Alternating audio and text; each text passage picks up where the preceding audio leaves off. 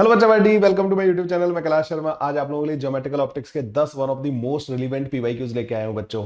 इन PYQs को start करने से पहले मैं आपको बता देना चाहता हूं, हमारा एक अर्ली बर्ड ऑफर चल रहा है हमारी ऐप पे, और हमारा जो क्रैश कोर्स है जेई मेन और एडवांस 2025 के लिए वो 1 से स्टार्ट हो रहा है बच्चों, जस्ट आफ्टर और जेई मेन जनवरी अटेम्प्ट। अगर आप अप्रैल अटेम्प्ट की बहुत अच्छे से प्रिपरेशन करना चाहते हैं, प्रैक्टिस सेशन चाहते हैं आप, और उसकी थ्योरी का रिवीजन चाहते हैं, टेस्ट मॉक टेस्ट देना चाहते हैं आप टॉपिक वाइज, तो हमारे इस क्रैश कोर्स को बच्चों हाथ से मत निकलने दीजिए। और अभी जो ऑफर है 18 जनवरी तक का बच्चों, उसमें आपको ये क्रैश कोर्स एक तो सस्ता मिल रहा है, साथ ही साथ आपको जेई एडवांस का कोई और फिजिक्स का क्रैश कोर्स परचेज करने की जरूरत नहीं पड़ेगी। सो जल्दी से आज ही प्रेपजीत ऐप या www.prepjit.com पे जाके बच्चों अपना ये क्रैश कोर्स परचेज कर लीजिए। सो चलिए बच्चों स्टार्ट करते हैं आज का हमारा सेशन। क्वेश्चन नंबर 1 क्या है? A light wave travelling nearly linearly in a medium of dielectric constant के। लाइट वेव है बच्चों, डाइलेक्ट्रिक कांस्टेंट के, डाइलेक्ट्रिक कांस्टेंट जिसका 4 दे रखा है उसमें ट्रेवल कर रही है। Incident on the horizontal interface separating medium with air, ठीक है। The angle of incidence for which the total intensity of the incident wave will reflect back into the same medium will be। So यहाँ पे बच्चों क्या कर रहे हैं, TIR का कॉन्सेप्ट लगा रहे हैं, ठीक है। कैसे लगेगा बच्चों? जैसे मान लीजिए कि आपको पता है कि TIR कब लगाते हैं हम लोग, जो है जब डेंसर में इंसिडेंट रे हो और रिफ्लेक्ट वो रेयर मीडियम में होना चाह रही हो। तो यहाँ पे एक मीडियम हो गया, ठीक है, इधर हो गई बच्चों एयर और इधर हो गया बच्चों मीडियम, ठीक है, ये मीडियम हो गया। तो रे हमारी आंख इस मीडियम में रही है बच्चों, इस वाले मीडियम में ऐसे आ रही है, और ये कह रहे हैं कि रिफ्लेक्ट हो जाए, मतलब रिफ्रैक्शन हो ही ना, ठीक है, ये कह रहे हैं रिफ्लेक्ट हो जाए, रिफ्रैक्शन यहाँ पे हो ही ना। तो उसके लिए जो एंगल ऑफ इंसिडेंस है वो क्या होगा, ठीक है। They are asking minimum angle of incidence, मतलब critical angle they are asking, ठीक है। So the angle of incidence for which the total intensity of the incident wave will be reflected back into the same medium। अब जैसे देखो, इसके लिए हमें बस क्रिटिकल एंगल कैलकुलेट कर लेना है, उससे बड़े एंगल के लिए रिफ्लेक्शन होगा बस ना, रिफ्रैक्शन होगा ही नहीं। तो क्रिटिकल एंगल का फॉर्मूला क्या होता है बच्चों? क्रिटिकल एंगल जो होता है बच्चों, साइन सी जो होता है वो 1/n के बराबर होता है, ठीक है। इधर एयर है और इधर मीडियम है, तो 1/n के बराबर होता है। अब n जो होता है ना बच्चों, आप लोगों को पता होगा कि रूट के अंदर एप्सिलॉन r और म्यू r का प्रोडक्ट होता है, और उसका टोटल का रूट लगा देते हैं अपन लोग। n रिफ्रैक्टिव इंडेक्स यही होता है। अब लोग सर ये कैसे आया? n जो होता है बच्चों वो c डिवाइडेड बाई v होता है, और c की वैल्यू अगर आप लोगों ने EMA में पढ़ी हो तो वो mu naught into epsilon not होता है, ठीक है। v जो होता है बच्चों mu of medium into epsilon of medium होता है। जब आप इसको ऊपर ले जाओगे तो आपके पास ये वाला फॉर्मूला आ जाएगा बच्चों। अगर गिवन ना भी हो ना, ये वाला म्यू आर 1 गिवन ना भी हो, तो मोस्ट ऑफ द टाइम बच्चों नॉन मैग्नेटिक मटेरियल के लिए ना म्यू आर को हम 1 के बराबर लेते हैं, ठीक है, ये ध्यान रखना। तो हमारा जो n का वैल्यू आ जाएगा ना बच्चों, वो सिर्फ रूट के अंदर एप्सिलॉन r के बराबर आ जाएगा, जो कि 2 के बराबर आ जाएगा। क्लियर है भाई यहाँ तक? तो ये 2 के बराबर, n की वैल्यू 2 के बराबर आ जाएगी। तो साइन सी जो आएगा बच्चों हमारे पास, वो ये 1/2 के बराबर आ जाएगा। तो c की वैल्यू बच्चों हमारे पास 30 डिग्री के बराबर आ जाएगी, ठीक है। c की वैल्यू हमारे पास 30 डिग्री के बराबर आ गई। ये तो हमारे पास क्रिटिकल एंगल आया। क्रिटिकल एंगल कौन सा एंगल होता है? क्रिटिकल एंगल वो एंगल होता है जिस पे लाइट, इंसिडेंट लाइट जो है बच्चों 90 डिग्री पे ऐसे जाती है, ठीक है। तो ये कह रहा है कि the angle of incidence for which the total intensity of the incident light will be back reflected back, मतलब वापस चली जानी चाहिए उसी मीडियम के अंदर, मतलब रिफ्लेक्शन होना चाहिए बच्चों। क्रिटिकल एंगल पर रिफ्रैक्शन हो रहा होता है, रिफ्लेक्शन प्योर रिफ्लेक्शन नहीं होता, रिफ्रैक्शन होता है 90 डिग्री पे जा रही होती है। तो C से बड़ा एंगल जो भी होगा ना बच्चों, जब एंगल ऑफ इंसिडेंस C से बड़ा होगा, I जब C से बड़ा होगा बच्चों, तो प्योर फिर वहां पर TIR हो रहा होता है, I C से बड़ा होना चाहिए। तो अब हमारे पास दो ऑप्शन थे, एक तो 30 डिग्री और एक 60 डिग्री। ये बताओ 30 डिग्री पे रिफ्लेक्शन होगा बस ओनली? नहीं भाई, यहाँ रिफ्रैक्शन भी हो रहा है। जब 30 डिग्री पे आती है तो 90 डिग्री पे यहाँ पे जा रही होती है, रिफ्रैक्ट भी हो रही होती है। तो 60 degree should be the answer बच्चों, जिसके इस वाली इंफॉर्मेशन के अकॉर्डिंग तो हमारा 60 डिग्री आंसर आना चाहिए, ठीक है। इन्होंने 30 डिग्री, बहुत सारे बच्चों का 30 डिग्री आ रहा होगा, 30 डिग्री क्यों नहीं लिया इन्होंने?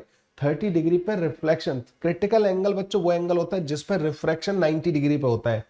तो रिफ्रैक्शन हो रहा है, इन्होंने कहा कि नहीं रिफ्रैक्शन होना ही नहीं चाहिए, मतलब 30 से बड़ा जो भी एंगल होगा ना उस पर प्योर रिफ्लेक्शन होगा। That's why D option will be the correct option, ठीक है बच्चों। ओके, इसमें बच्चों को प्रॉब्लम हो सकती है थोड़ी सी ना। चलिए बच्चों नेक्स्ट क्वेश्चन देखते हैं। The difference of the speed of light in the two media A and B is BA minus का BB, which is 2.6 into 10⁻⁷ meter per second. The refractive index of the medium B is 1.47. Then the ratio of the refractive index of the medium B to the medium A पूछा है इन्होंने ना। So इसमें बच्चों इन्होंने दोनों medium में जो स्पीड है उसका डिफरेंस दिया है आपको, एक मीडियम का रिफ्रैक्टिव इंडेक्स दिया है, दूसरे का निकालना है और फिर उनका रेशियो निकालना है एक्चुअली ना। तो बेसिकली रिफ्रैक्टिव इंडेक्स क्या होता है बच्चों, C divided by V in the medium. तो बी वाले मीडियम में स्पीड जो होगी वो बीवी मान लेता हूं मैं, और इसकी वैल्यू इन्होंने हमें 1.47 के बराबर दे रखी है। तो बीवी हमारे पास बच्चों आ जाएगा 3 इंटू 10⁸ डिवाइडेड बाई 1.47 के बराबर बीबी आ गया हमारे पास ना। वीए माइनस का बीबी, तो इस बीबी को मैं उधर ले जाऊंगा बच्चों, तो ये हो जाएगा 0.26 इंटू 10⁸ प्लस का, अब ये ले आओ बच्चों इसको ना, 3 डिवाइडेड बाई 1.47 इंटू 10⁸, ये आ जाएगी ए वाले मीडियम में स्पीड, करीब करीब इतनी आ जाएगी बच्चों हमारे पास ना। ए वाले की स्पीड अगर कैलकुलेट करूं तो बहुत गंदी गंदी कैलकुलेशन के साथ 0.26 प्लस का, इससे इसको डिवाइड कर दो बच्चों, इसको करीब करीब 300 लिख लो। तो 300 अगर मैं थोड़ा यहाँ पे कैलकुलेशन करूं, 300 डिवाइडेड बाई 147, एक बार तो ये 2 से कटेगा बच्चों, 2 से कटेगा तो ये 294 आ रहा होगा, ठीक है।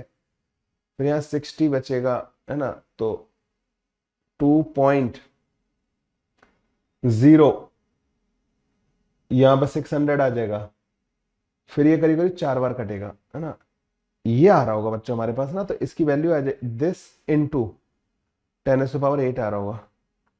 तो बच्चों अब इसकी वैल्यू आ जाएगी हमारे पास 2.3 इंटू 10⁸ मीटर पर सेकेंड, इतनी आ जाएगी बच्चों वी की वैल्यू ना। वी आ गया हमारे पास, ये आ गया। अब इन्होंने हमें पूछा है N B divided by N A की वैल्यू पूछ रहे हैं हमसे, N B divide by N A की वैल्यू, एन बी कितना बच्चों 1.47 डिवाइडेड बाई एन ए कितना आएगा बच्चों सी 3 इंटू 10⁸ डिवाइडेड बाई ये वाली स्पीड, तो ऊपर चली जाएगी 2.3 इंटू 10⁸, 10⁸8 से 10⁸8 काट देना बच्चों, 3 से ये कट जाएगा, 3 चौक 12 और 3 27, ठीक है। ये करीब करीब आधा लिख सकता हूं मैं, इसको आधा कर दो बच्चों, मतलब 1/2 लिखो इसको, 0.5 के करीब है ना ये, 1/2 हो जाएगा। तो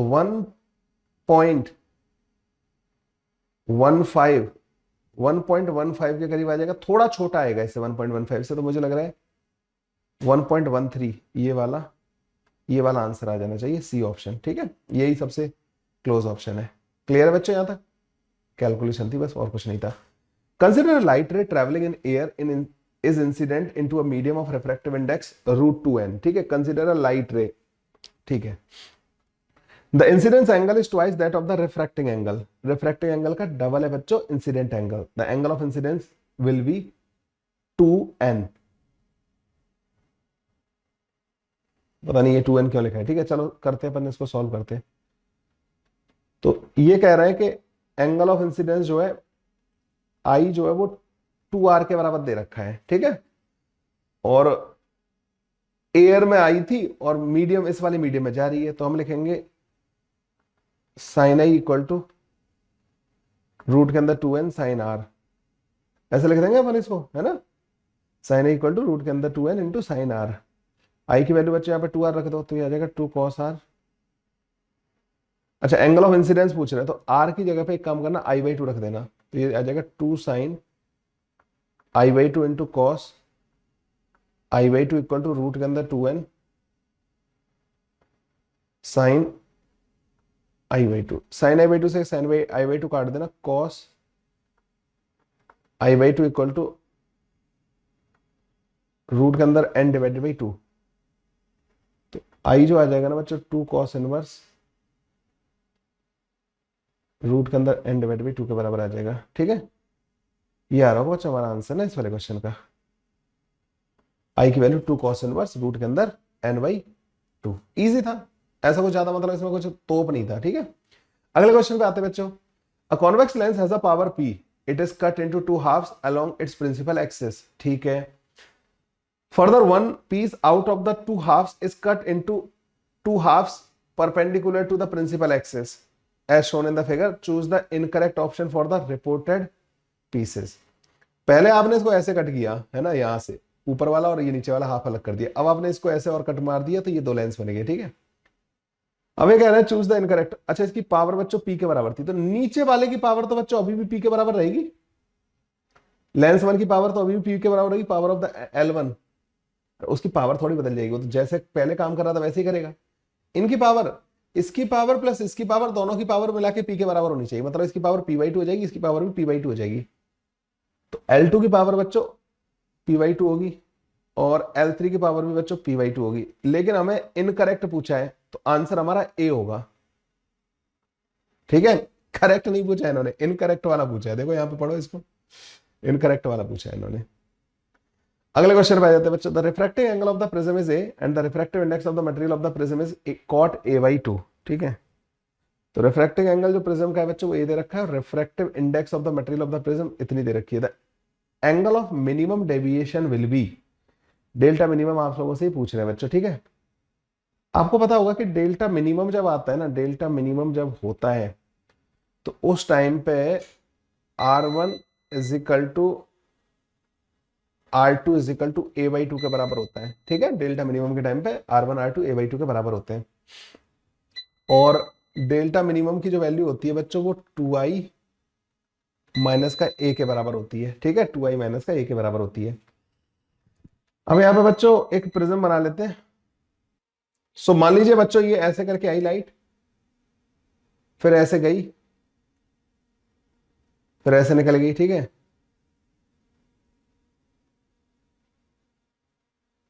तो ये वाला जो एंगल होगा ना बच्चों ये आई होगा और ये a/2 के बराबर होगा, है ना। वैसे तो इसका डायरेक्ट फॉर्मूला भी होता है, लेकिन अगर कोई फॉर्मूला भूल जाए तो डेरिवेशन से भी कर सकते हैं आप ना इसको। ये a/2 के बराबर क्यों लिखा मैंने R1 को, क्योंकि मिनिमम डेविएशन के बारे में बात कर रहे थे, हमें वो मिनिमम डेविएशन वाला आई कैलकुलेट करना है। तो sine i is equal to, refractive index क्या दे रखा है बच्चों, कॉट a/2 के बराबर, cot a/2 into sine a/2। ठीक है, ये आ जाएगा हमारे पास। कॉट a/2 क्या होता है बच्चों, cos a/2 divide by sine a/2। तो यहाँ से आई की वैल्यू बच्चों a/2 के बराबर, आई की वैल्यू a/2 कैसे आ सकती है देखो। तो यहां से साइन आई जो है बच्चों हमारे पास आ जाएगा कॉट a/2 है into sine a/2, cot a/2। हाँ, तो साइन आई जो आया ना बच्चों वो कॉस a/2 के बराबर आ जाएगा। तो आई जो है ना बच्चों 90 प्लस का a/2 के बराबर आ जाएगा, और माइनस का a/2 के बराबर। ठीक है, 90 माइनस का a/2 के बराबर आएगा, प्लस का नहीं आएगा, क्योंकि कॉस 90 प्लस का a/2 जो होता है साइन 90, मतलब प्लस भी आ सकता है, लेकिन हमें पता है कि वो 90 से बड़ा थोड़ी होगा आई, है ना। अरे मैंने इसको ऐसे लिख लिया, साइन 90 प्लस माइनस का a/2, दोनों के लिए कॉस a/2 आता है नहीं आता है ना। तो हम माइनस वाला लेंगे ना यार, 90 से छोटा ही रखना है ना वन को, आई को, तो ये आई आ जाएगा अपने पास ना। आई की वैल्यू हमारे पास ये आ गई, इसको ले जाके यहाँ पे पुट कर दो, और तो यहाँ पे हमारे पास बच्चों आ जाएगा delta minimum comes out to be 2 into 90, 180 हो जाएगा, माइनस का 2a। तो 180 माइनस का 2a, ये ए वाला ऑप्शन बच्चों हमारा करेक्ट ऑप्शन आ रहा होगा। बढ़िया क्वेश्चन है यार। ए वाला ऑप्शन बच्चों करेक्ट ऑप्शन आ जाएगा। चलिए next question. The speed of the light in media A and B are 2 into 10 centimetre per second and 1.5 into 10 centimetre per second respectively. A ray of light enter from the medium B to A, incident at angle theta, if the ray total suffer total internal reflection then. तो ये जो theta होना चाहिए ना बच्चों, TIR के लिए क्या कंडीशन होती है बच्चों हमारी, टीआईआर की क्या कंडीशन होती है कि थीटा जो है क्रिटिकल एंगल से बड़ा होना चाहिए। ठीक है, यही तो होती है कंडीशन। अब यहां पे एक बात बताओ, एन ए जो होगा बच्चों, ए वाले का जो रिफ्रैक्टिव इंडेक्स होगा वो 3 इंटू 10⁸ डिवाइडेड बाई 2 इंटू 10⁸ होगा, मतलब ये 3/2 के बराबर आ जाएगा।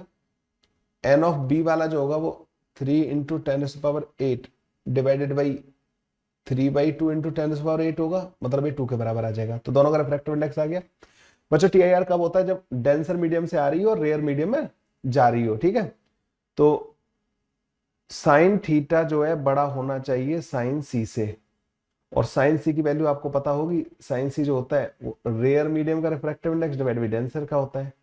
तो रेयर का ये होगा, डेंसर का बच्चों ये होगा, रेयर कम होगा ना ये, तो 3/2 डिवाइड बाई 2, तो ये 3/4 के बराबर आ जाएगा। तो साइन थीटा जब 3/4 से बड़ा होगा, मतलब थीटा जो है बड़ा होगा साइन इनवर्स 3/4 से। ठीक है, थीटा जब बड़ा होगा साइन इनवर्स 3/4 से, तो ऐसा केस बनेगा बच्चों, ठीक है, डी ऑप्शन आ जाएगा। अगला वाला बड़ा होना चाहिए, इक्वल वाले पर टीआईआर नहीं होता बच्चों, ठीक है। चलिए बच्चों नेक्स्ट क्वेश्चन करते हैं। Which of the following statement is correct? In primary rainbow observer sees red colour on the top and the violet colour and the bottom, ठीक है। वैसे तो बहुत सारे बच्चों को ये याद ही रहता है, लेकिन मैं इसके बारे में बताऊंगा अभी ना। In primary rainbow observer sees, तो ये इसका उल्टा होगा, ठीक है। In primary rainbow light wave suffers total internal reflection twice before coming out of the water droplet. Primary rainbow is less bright than the secondary rainbow. तो ये भी स्टेटमेंट गलत हो गया। प्राइमरी ज्यादा ब्राइट होता है as compare to secondary.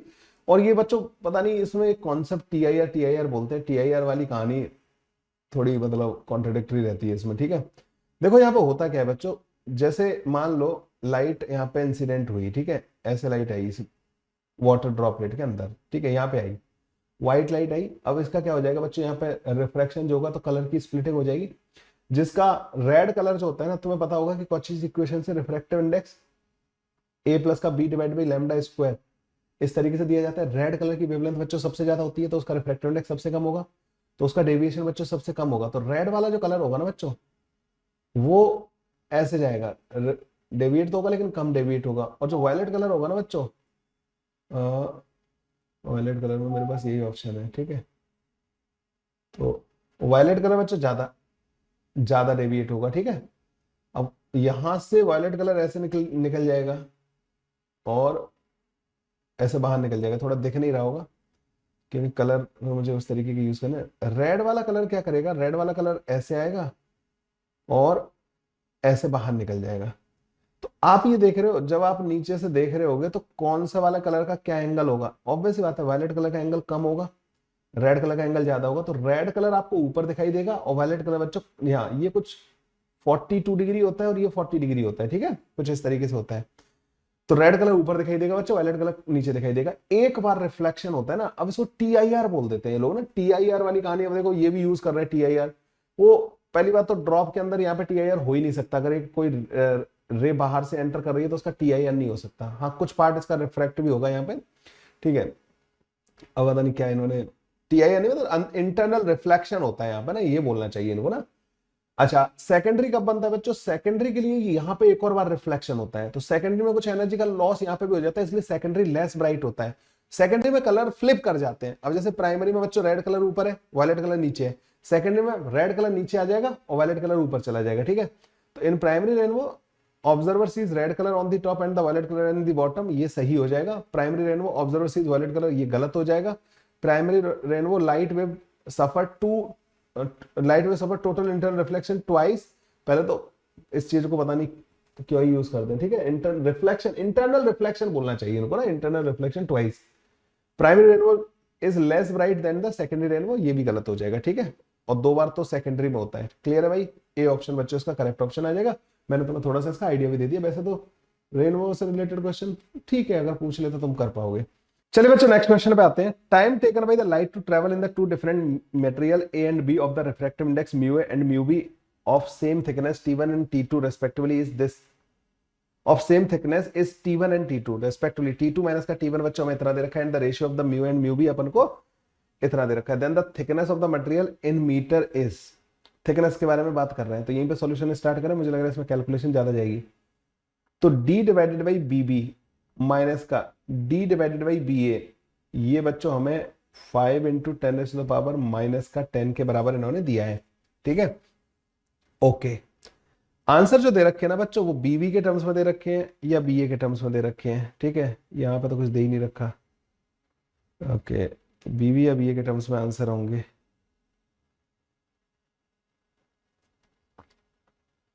Okay अब हम यहाँ पे क्या करेंगे बच्चों कि एक रिलेशन और दे रखा है कि म्यू ए और म्यू बी का रिलेशन दे रखा है। तो म्यू ए जो होता है ना बच्चों, वो हमारे पास होता है C divided by we A, okay. और म्यू बी जो होता है ना बच्चों, वो हमारे पास होता है C divided by B B. दोनों को डिवाइड कर दो बच्चों, तो यहां से हमारे पास B B divide by B A आ जाएगा। और ये बच्चों इन्होंने हमें 1:2 के बराबर दे रखा है, ठीक है। तो बी बी की जो वैल्यू आ जाएगी ना बच्चों हमारे पास, वो वी ए डिवाइडेड बाई 2 के बराबर आ जाएगी। बी बी की वैल्यू हमारे पास वी ए डिवाइडेड बाई 2 के बराबर आ जाएगी। अब बी बी की वैल्यू यहाँ पर रख दो बच्चों, 2 times d divided by we a minus का d divided by we a is equal to 5 into 10⁻⁻ minus का 10 मीटर 10 सेकेंड, ठीक है। ओके, तो ये तो बन जाएगा हमारे पास d divided by we a बन जाएगा, और ये 5 इंटू 10⁻⁻10 के बराबर आ जाएगा। जब वी ए को इधर ले जाकर मल्टीप्लाई कर दोगे तो ये आपके पास वी ए की वैल्यू कितनी है, वी ए को इधर ले जाकर मल्टीप्लाई कर दो तो 5 इंटू 10⁻⁻10 वी ए के बराबर मीटर के बराबर हमारे पास आंसर ही आ जाएगा। क्लियर है? तो ये आ गया बच्चों हमारे पास आंसर, ठीक है। कुछ नहीं, ज़्यादा भी कैलकुलेशन नहीं थी मतलब ना इसमें, तो ए ऑप्शन बच्चों हमारा करेक्ट ऑप्शन आ जाएगा। ऐसे इसको करके आगे बढ़ जाएंगे। अगला वाला क्वेश्चन बच्चों, for an object placed at a distance 2.4 metre from a lens, a sharp focused image is observed on the screen placed at a distance 12 centimetre from the lens. मतलब 240 सेंटीमीटर पे एक ऑब्जेक्ट है, उसका image बन रहा है 12 centimetre पे। A glass plate of the refractive index 3/2 and thickness 1 centimeter is introduced between the lens and the screen। तो एक ग्लास प्लेट रख दी बच्चों 1 सेंटीमीटर की, है ना, रिफ्रैक्टिव इंडेक्स इतना दे रखा है। By what distance should the object be shifted so that the sharp focused image is observed again on the screen? So मैं क्वेश्चन को सॉल्व करता हूं बच्चों, इसको ऐसे करके कि एक काम करते हैं, पहले इन्होंने क्या दिया है, लेंस कौन सा दिया है, कुछ बोला नहीं इन्होंने ना। अच्छा, रियल ऑब्जेक्ट का रियल इमेज बना रहा है, तो ये कॉन्वेक्स लेंस होगा, है ना। कॉन्वेक्स लेंस क्या करता है, रियल ऑब्जेक्ट का वर्चुअल इमेज बनाता है ना, वो रियल ऑब्जेक्ट से आने वाली रेस को डाइवर्स कर देता है, पोल और फोकस के बीच में, ऑप्टिकल सेंटर और फोकस के बीच में उनको कन्वर्ज कर देता है, तो ये कॉन्वेक्स लेंस ही होगा, ठीक है। ये 240 सेंटीमीटर डिस्टेंस था बच्चों ना, 240 सेंटीमीटर। इमेज जो बन रहा था बच्चों 12 सेंटीमीटर पे बन रहा था, इधर की तरफ ना इमेज बन रहा था, यहाँ पे ऑब्जेक्ट हो गया ऑब्जेक्ट और ये हो गया इमेज, ठीक है। अब इन्होंने क्या कर दिया, यहाँ पे एक स्लैब इंट्रोड्यूस कर दी, यहाँ पे एक स्लैब इंट्रोड्यूस कर दी, इधर ही किया ना। A glass slab of plate of refractive like this and thickness 1 centimetre is introduce between the, अच्छा नहीं, लेंस और स्क्रीन के बीच में किया बच्चों ना इन्होंने, लेंस और स्क्रीन के बीच में स्लैब इंट्रोड्यूस कर दिया आपने। यहाँ पे इसकी थिकनेस कितनी है बच्चों, 1 सेंटीमीटर। अब ये स्लैब क्या करेगी बच्चों, इसकी पोजीशन को शिफ्ट कर देगी, आगे भेज देगी इसको, है ना, इसको आगे शिफ्ट कर देगी। तो आगे कितना शिफ्ट करेगी बच्चों, तो शिफ्ट जो आती है बच्चों स्लैब की वजह से वो होती है टी, जो कि 1 सेंटीमीटर है, 1 माइनस का 1/μ, यही होती है ना शिफ्ट का फॉर्मूला। तो शिफ्ट आ जाएगी बच्चों, और in the direction of incident ray आएगा, तो ये 3/2 तो 1/3 सेंटीमीटर शिफ्ट कर देगी। तो अब जो अगर आपने ऑब्जेक्ट यहीं पे रखा ना, तो इमेज जो है ना 12 प्लस का 1/3 सेंटीमीटर आगे बनेगी, 12 प्लस का 1/3 सेंटीमीटर आगे बनेगी। तो अब आपको ऐसा करना है कि ऑब्जेक्ट को इतना शिफ्ट करना है कि इमेज जो बने ना वो 12 माइनस का 1/3 सेंटीमीटर पे बने। मतलब मान लो अगर ये स्लैब नहीं होती और ऑब्जेक्ट का इमेज बन रहा होता 12 माइनस का 1/3 सेंटीमीटर पे, 12 माइनस का 1/3 मतलब यहां बन रहा होता इमेज, तो स्लैब रखने पे 1/3 शिफ्ट होकर यहां पे 12 सेंटीमीटर पे पहुंच जाएगा। समझे? स्लैब को हटा दो तो ऑब्जेक्ट की अब तुम्हें नई पोजीशन फाइंड करनी है, जो इमेज कहां पे बनाए, 12 माइनस का 1/3 सेंटीमीटर पे। तो जब तुम स्लैब रख दोगे 1/3 सेंटीमीटर शिफ्ट करके 12 सेंटीमीटर पे पहुंचा देगा। ये करना था इसमें। तो अब आपको v की वैल्यू पता लग गई, v जो है 12 माइनस का 1/3 सेंटीमीटर है, तो आपको u की वैल्यू इसके हिसाब से पता करनी है, ठीक है। u की वैल्यू आपको इसके हिसाब से पता करनी है, तो u की वैल्यू बच्चों इसके हिसाब से पता करनी है। पहले u 240 था, अब नया u कितना होना चाहिए, उनका डिफरेंस होगा वही हमारा, मतलब बेसिकली आंसर होगा, क्योंकि उन्होंने वही शिफ्टिंग पूछी है कि ऑब्जेक्ट को कितना शिफ्ट करना चाहिए अपन को ना, तो u की नई वैल्यू की वैल्यू पता करनी है। अच्छा, फोकल लेंथ पता करने के लिए पुरानी वाली वैल्यू यूज करेंगे बच्चों, 1/v, तो v है बच्चों 12 सेंटीमीटर, माइनस का 1/u, तो माइनस का 240, और ये बच्चों 1/f के बराबर था पहले, है ना, तो 1/f की वैल्यू आ जाएगी हमारे पास।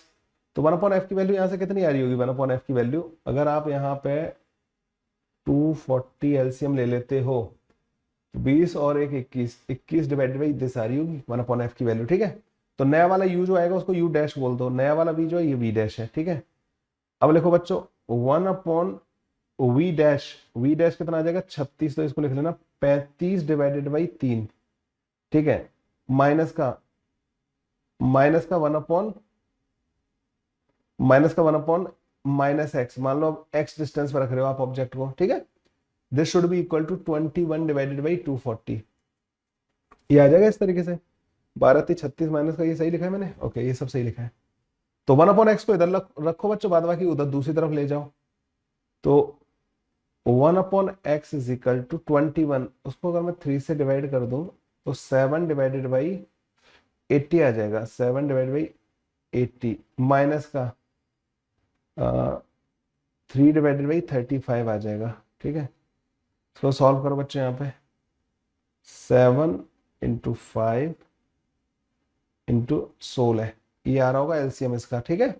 16 × 80 और ये हो जाएगा। तो 49 माइनस का 16×3 = 48, 48। तो ये 1 डिवाइडेड बाई 16×5 = 80, 8×7 = 56, 560 सेंटीमीटर। तो x की वैल्यू 560 सेंटीमीटर आ रही होगी। पहले u कितना था बच्चों, 2.4 मीटर। अब u डैश कितना हो गया, 5.6 मीटर। तो शिफ्टिंग कितनी होगी बच्चों, जो शिफ्ट करना पड़ेगा ऑब्जेक्ट को जो शिफ्ट करना पड़ेगा, दोनों का डिफरेंस ले लो। तो ये 3.2 मीटर आ जाएगा। That should be your answer. बहुत ही बेहतरीन क्वेश्चन है यार, ठीक है। ये जेई मेन का PYQ है, ये तो एडवांस लेवल क्वेश्चन है एक तरीके से ना। तो बी ऑप्शन आ जाएगा बच्चों हमारा आंसर ना। अगला question, light travel in two media M1 and M2 with speed of 1.5 × 10⁸ metre per second, 2 × 10⁸ metre per second respectively. The critical angle, ये तो ऐसा तो अभी हम लोगों ने सॉल्व किया थोड़ी देर पहले ही। तो N1 जो हो जाएगा बच्चों, यहाँ पे C को इससे डिवाइड करोगे तो 2 हो जाएगा, और N2 जो हो जाएगा बच्चों वो 3/2 के बराबर हो जाएगा। क्रिटिकल एंगल जो साइन C होता है वो छोटा वाला रिफ्रैक्टिव इंडेक्स डिवाइड बाई बड़ा वाला, तो 3/2 डिवाइड बाई 2, तो ये 3/4 के बराबर हो जाएगा। तो C equal to sine inverse 3/4 आ जाएगा। लेकिन हमें साइन का ये वाला तो नहीं आ रहा है ना, और साइन में दे नहीं रखा। 10 कैलकुलेट कर लो, तो 10C जो आएगा 3 डिवाइडेड बाई रूट के अंदर 4² माइनस का 9 आ जाएगा, ठीक है। तो ये 3/रूट के अंदर 7 आ रहा होगा। तो C जो है बच्चों 10 इनवर्स 3/रूट के अंदर 7 के बराबर आंसर आ जाएगा, ठीक है। ये आंसर आ जाएगा बच्चों, ए वाला ऑप्शन करेक्ट ऑप्शन आ जाएगा। तो ये थे बच्चों हमारे 10 one of the most amazing questions on the geometrical optics. I hope आप लोगों की काफी हेल्प हुई होगी इन क्वेश्चंस को करने के बाद।